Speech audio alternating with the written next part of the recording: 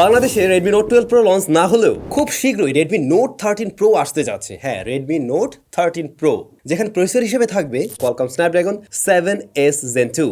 এরকম আরও অনেক কিছু আসতে যাচ্ছে। Hello everyone, welcome to SamZone।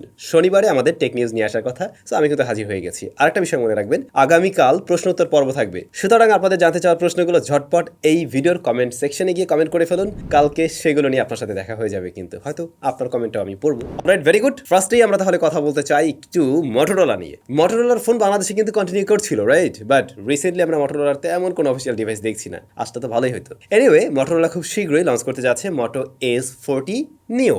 স্মার্টফোনটিতে curve পিওলেট panel থাকবে আর কি, ফুল এইচডি প্লাস রেজলিউশনের অবশ্যই। তবে ভাই হাই রিফ্রেশের অনেক 144 হার্টজ, আর প্রসেসর সেকশনে রয়েছে মিডিয়াটেক ডাইমেনসিটি 7030। একটা বিষয় হয়তো খেয়াল করছেন, এই যে মিড রেঞ্জ বা হাই মিড রেঞ্জ বাজেটে স্ন্যাপড্রাগন না খুব একটা খেলা দেখাতে পারছে না এই মুহূর্তে। মিডিয়াটেকের এমন কিছু চিপ চলে আসছে যেগুলো দিয়েই মোটামুটি সব ব্র্যান্ডের স্মার্টফোন আসছে, এবং আমরা কিন্তু একটা ভরসা করছি।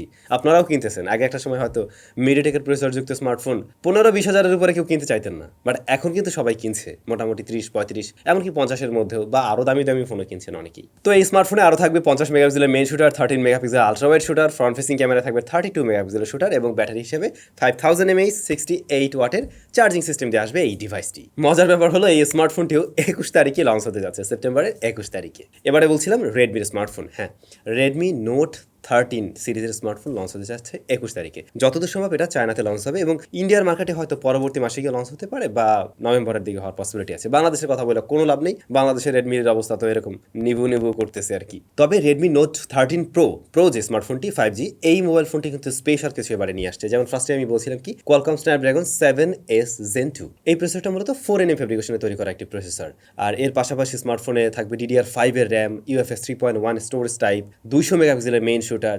এর পাশাপাশি আলট্রা ওয়াইড শুটার থাকবে, যেটা হওয়ার পসিবিলিটি আছে 13 অথবা 8, আর 2 মেগাপিক্সেলের আরেকটি শুটার থাকবে। ফ্রন্ট ফেসিং ক্যামেরাটা আবার মনে হয় 16 মেগাপিক্সেলের।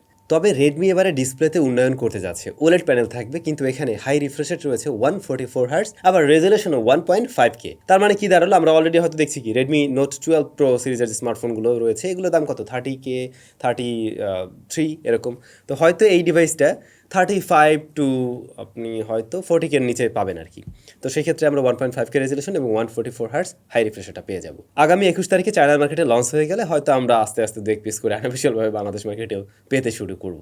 গুড নিউজ আছে যাদের বাজেট কিনা 15 থেকে 20 হাজারের মধ্যে, তাদের জন্য টেকনো রিসেন্টলি তাদের ডিভাইসের দাম কমিয়েছে। আপনারা হয়তো খেয়াল করছেন কিনা জানি না, টেকনো স্পার্ক 10 প্রো এই স্মার্টফোনটা কিন্তু বেশ জনপ্রিয়তা পেয়েছিল। তো এই স্মার্টফোনটার বেস ভ্যারিয়েন্ট যেটা হচ্ছে 464GB, এই ফোনের দাম কিন্তু 4 এইটার দাম কিন্তু 1000 টাকা কমে এখন 15,000 টাকার মধ্যে পাওয়া যাচ্ছে, 14,990 টাকাতে। আবার পরবর্তী ভ্যারিয়েন্টেরও দেখলাম 1000 টাকা দাম কমলো, ওইটা মনে হয় আগে ছিল কত 18,000 টাকা, এখন ওইটা পাওয়া যাচ্ছে 16,990 টাকাতে। এর পাশাপাশি স্পার্ক 10C যে স্মার্টফোনটি, ওইটার দামও কিন্তু বেশ কিছুটা কমেছে। এটার আগের প্রাইস ছিল 14,490, বাট রাইট নাও এটার প্রাইস হচ্ছে গিয়ে 13,990 টাকা। তো যারা এই ডিভাইসগুলো কেনার চিন্তা ভাবনা করছিলেন, তো কিনবেন ভাবছিলেন, এখন নিলে কিন্তু আপনি কিছুটা কম দামে পাবেন, বেশ কিছুটা কম দামে পাওয়া যাচ্ছে, দেখতে পারেন চাইলে। তবে ভাই এর বাইরেও সেপ্টেম্বরের 22 তারিখে টেকনো মারাত্মক একটা ডিভাইস অ্যানাউন্স করতে যাচ্ছে, টেকনো ফ্যান্টম আলটিমেট।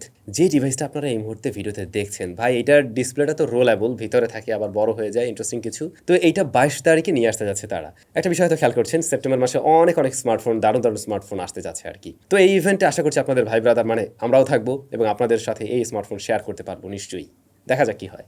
অনারের স্মার্টফোন আপনাদের কার ভালো লাগে অবশ্যই কমেন্ট করে জানাবেন। রিসেন্টলি আমি অনার 95G স্মার্টফোনটির একটা রিভিউ দিয়েছিলাম, আপনারা অনেকেই আগ্রহ দেখেছেন, অনেকেই হয়তো ব্যবহারও করছেন। তো এই স্মার্টফোনটা কিন্তু ইন্ডিয়াতে লঞ্চ হয়েছে, এবং আপনারা নিশ্চয়ই জানেন এই ফোনটা কী অফার করছে। 1.5K রেজলিউশনের ডিসপ্লে রয়েছে, কার্ভ ডিসপ্লে, 200 মেগাপিক্সেলের ক্যামেরা রয়েছে, প্রসেসর স্ন্যাপড্রাগন 7 Gen 1 রয়েছে, আরও ইন্টারেস্টিং অনেক কিছু। তো এই সমস্ত সব কিছু তো জানেনই, যারা জানতে চান অবশ্যই ফুল রিভিউটা দেখে নেবেন। বাট ইন্টারেস্টিং তথ্যটা হলো, বাংলাদেশেও আপনারা অনারের সমস্ত স্মার্টফোনগুলোই অফিসিয়ালি পেতে যাচ্ছেন খুব শীঘ্রই। অলরেডি অনারের প্রোডাক্ট কিন্তু বাংলাদেশ মার্কেটে অফিসিয়ালি পাওয়া যায়। কিছুদিন আগে আমি একটা অনারের ট্যাবের রিভিউ দিয়েছিলাম, আপনারা জানেন যে সেটা অফিসিয়াল। ঠিক তেমনিভাবে অনারের অন্যান্য যে স্মার্টফোনগুলো রয়েছে, লাইক এটাও, এই ধরনের ডিভাইসগুলো আপনারা খুব শীঘ্রই বাংলাদেশ মার্কেটে অফিসিয়ালি একদম অ্যাভেলেবল পেয়ে যাবেন।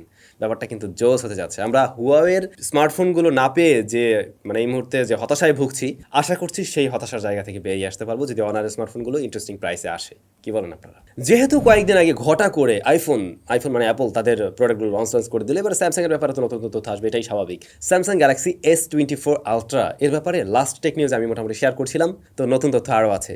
যেমনটা আমরা যাচ্ছিলাম, এবারে ডিসপ্লেটা ফ্ল্যাট হবে, হ্যাঁ, জোরালো লিক বলছে এবারে আসলেই ফ্ল্যাট ডিসপ্লে দিয়ে আসছে, তবে ডিসপ্লেতে অনেক বেশি ব্রাইটনেস থাকবে, পিক ব্রাইটনেস। যখন কিনা আপনি সানলাইটে নিয়ে যাবেন, বাইরে যাবেন আউটডোরে, তখন এটা 2500 নিটস পর্যন্ত যেতে পারবে। একটা স্মার্টফোনের জন্য 2500 নিটস কিন্তু অনেক অনেক আলো। তবে লো লাইটের দিকে যখন ইনডোর থাকবে তখন এটা 1600 নিটসের মতো থাকবে আর কি। প্রসেসর হিসাবে কোয়ালকম স্ন্যাপড্রাগন 8 Gen 3 এটা থাকার পসিবিলিটি আছে, আবার এক্সিনোসের প্রসেসর দিয়েও আসতে পারে। তবে ক্যামেরাতে নতুনত্ব থাকবে, ক্যামেরা 200 মেগাপিক্সেলের, এটা শিওর 200-র উপরে যাচ্ছে না। তবে নতুন সেন্সর HP2SX, এই সেন্সরটা দিয়ে আসছে স্মার্টফোন। আবার টেলিফোটো যে জুম লেন্সটা ছিল 3x অপটিক্যাল, ওইটা 10 মেগাপিক্সেল থেকে এবারে এক লাপে 50 মেগাপিক্সেল হতে যাচ্ছে। সুতরাং এইখানেও আপনি আরও বেটার কিছু দেখবেন, হয়তো পোর্ট্রেট মোডে আরও বেটার কিছু দেখতে পারেন 3x এ যখন পোর্ট্রেট নেবেন।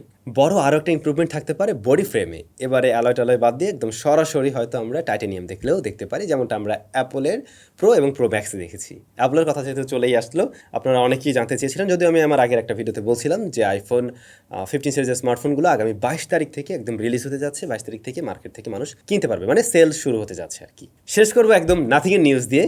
কি বলছিলাম, সেপ্টেম্বর মাসে অনেক স্মার্টফোন, অনেক দারুণ কিছু আসতে যাচ্ছে। তো নাথিং যতদূর সম্ভব 26 তারিখে তাদের নতুন কোনো একটা প্রোডাক্ট অ্যানাউন্স করতে যাচ্ছে। তবে এই প্রোডাক্টটা কি সেটা ক্লিয়ার না। তাদের বিভিন্ন পোস্টার টোস্টার দেখে মোটামুটি একটা আইডিয়া করা যায় 26 তারিখে তারা নতুন একটা কিছুর সাথে আমাদের ইন্ট্রোডিউস করিয়ে দেবে। স্মার্টফোন যে হবে না এটা শিওর, হয়তো তাদের TWS হতে পারে বা অন্য কিছু হতে পারে। দেখা যাক তারা কি নিয়ে আসে। তো ভাই ব্রাদার, এটুকু ছিল আজকের আমাদের টেক নিউজ। আগামীকাল যেহেতু আপনাদের জন্য প্রশ্ন উত্তর পর্ব থাকবে, অবশ্যই ঝটপট কমেন্টগুলো করে ফেলুন। আপনাদের সাথে নিশ্চয়ই কালকের ভিডিওতে দেখা হবে, অনেক আলোচনা হবে। আর আমরা মনে হয় একটা বড়সড় একটা গিভওয়ে আবার নিয়ে আসতে পারি, কি বলেন? দেখা যাক, আপনারা বললে সেরকম কিছু একটা ব্যবস্থা করা যায়। সবাই ভালো থাকবেন, সুস্থ থাকবেন, দেখা হচ্ছে নতুন ভিডিওতে।